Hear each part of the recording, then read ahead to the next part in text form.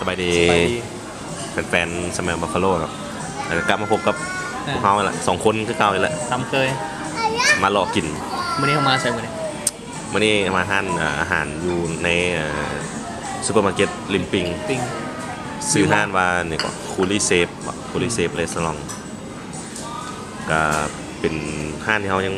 บ่เคยมาเนาะข้างทำอิฐคือกันข้างทำอิฐมาลองเปลี่ยนบรรยากาศมันเป็นยังไงว่าสิไปใส่วันอาทิตย์แบบนี้หากินยากเนาะวันอาทิตย์เนาะอะไรก็ปิดอีกแหละบรรยากาศห้างก็ถือว่าโอเคเลยเนาะสบายอยู่ติดกับซูเปอร์มาร์เก็ตอยู่ในซูเปอร์มาร์เก็ตเลยถ้าแบบ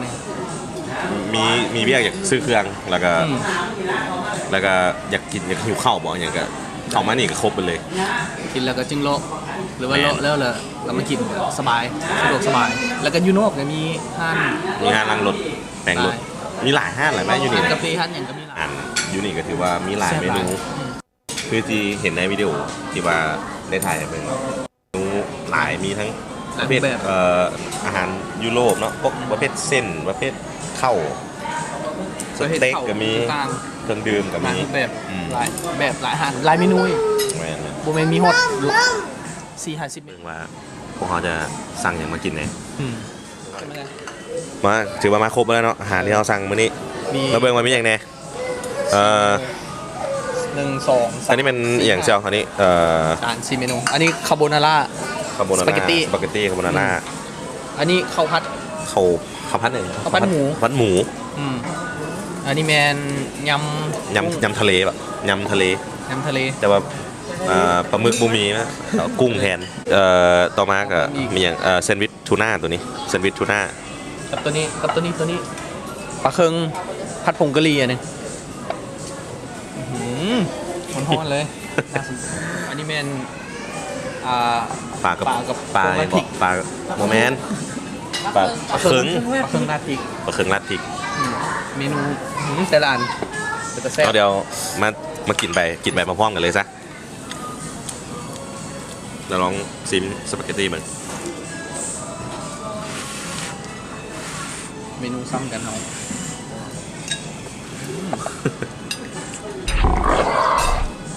รีวิวต้องรู้ให้มันพูดกันไหมพี่นาเดี๋ยวสปาเกตตี้เอาวะครับแซ่บรสชาติสุดยอดครีมมันเข้มข้นเนี่ยเนาะปกติสปาเกตตี้คาโบนาร่าบางห้านมันจะ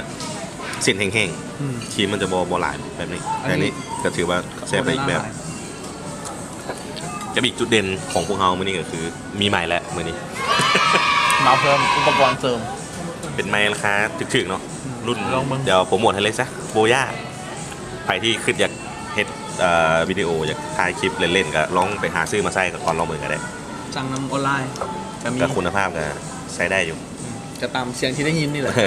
กับใครก็มีไมค์เสียงออกมาตามไมค์นี่เลยเมนูก็เมนูยำทะเลชิมแต่ตอนลองเอาตอนกุ้งเอาแต่ตอนกุ้งเลยรสชาติคือกุ้งเลยรสชาติคือกุ้งปะมันคือปลาหมึกยังหน่อยได้อยู่ยำกับก็ให้จักดาวเชียวยำนี่มีทั้งหมดจักดาวแล้วดาวเดียวให้ดาวเดียวเนี่ยมี5 ดาวได้5 ดาวเดี๋ยวมาลองซีมาปลาเคิงอย่างเกาะปลาเคิงราดพริกบ่ปลาเคิงราดพริก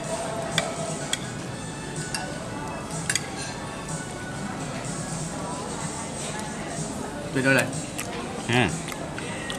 ชิ้นปลามันออกนุ่มดิเพราะมันมีหมักนัดเห็นให้ปลามันเห็นให้ปลานุ่มขึ้นแซ่บเสียวตัวนั้นไหมซิมนี่เขาเจ้าดิบูซิมกันเลยดิเอาซิมเนื้อเนาะเน้นตอนมันนี่ก่อนปลาเคิงผัดผงกะหรี่ปลาเคิงผัดผงกะหรี่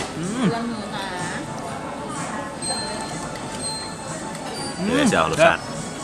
เพื่อแซ่บปะไม่ได้เลยบุฟเฟ่ต์ได้เชื่อกินซะเอาน้ำกันนะเอารถเอามันแซนด์วิชทูน่า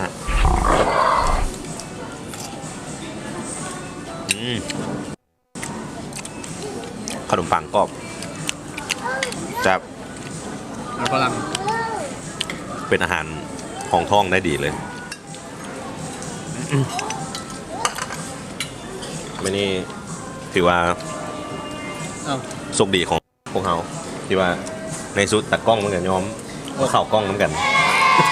อันนี้เป็นหน้าตา สัมภาษณ์ก่อนสัมภาษณ์ตัดกล้องก่อน ตะกล้อง มือใหญ่เนี่ยได้เข่ากล้องมือนี้ โอ้ยเจ็บท้อง เกี่ยวอยู่วะเกี่ยวอย่างกับเจ็บกล้องอะอิ่มแล้วปะ โอ้สุดยอดอีแท้อีมา ภาพรวมอาหารก็ถือว่าแซ่บ แซ่บๆหลาย แซ่บทุกเมนูแล้วแหละแล้วก็มาใครยังมากันมาคือว่ามาได้เนาะสะดวกสบาย มาลองเบิ่งอาหารกะหลายเมนู อืม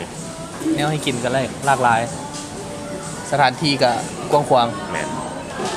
มีหลายอันหลายบอน มีหลายอย่าง หลายอย่างให้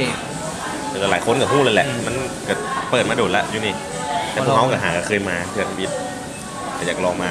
ถูกใจหลายเมนูอาหาร อยากลองมาซีมันก็ไม่ได้ว่าถ้าแบบใครอยากมาก็มาได้เนาะมาลองซีมัน วิวมอล อยู่เวียมอนี่มีแต่พวกเขาถือว่าเบิร์ดเพียงเท่านี้เนาะ จบ เอาไว้เบิ่งพวกเขาในคลิปต่อไปว่าพวกเขาจะไปห้านใดสำหรับวันนี้ก็จบเพียงเท่านี้เนาะ สบาย มีอย่างว่าต่อปะ บอกมีลายอ ตะ ย่าง กล้ เดี อง ยว มีอย่างวะตะกล้องมีอย่างว่าปะ แล้วก็ง่อยมา โอ้ยแมน จะได้กั ซ่องซ่องซี่เนาะไผมีซ่องซี่ก็เปิดเข้าไปได้เนาะอยู่ในหมายคอมพิวเตอร์เนาะ เงินสปอร์ต แม่นนะนั้น ซ่องสแปมบัฟฟาโลเนาะ อืม พิมพ์เข้าไปได้เลยสแปมบัฟฟาโลหอมกินสับควาย อยู่ ใน YouTube เด้อ YouTube เนาะอย่าไปพิมพ์อยู่บนนั้นเมสเซจบ่ได้เลยเนาะพิมพ์เมสเซจขึ้นมาบ่เห็นเดี๋ยวมาโทษพวกเขาอีกจังหน่อย จะเป็นเท่านี้เนาะ มีแต่ เอาเจอ เรื่ กั อน ง ไหม แหละ สำหรับวันนี้ก็เนาะบ๊ายบาย บ๊ายบาย สบายดี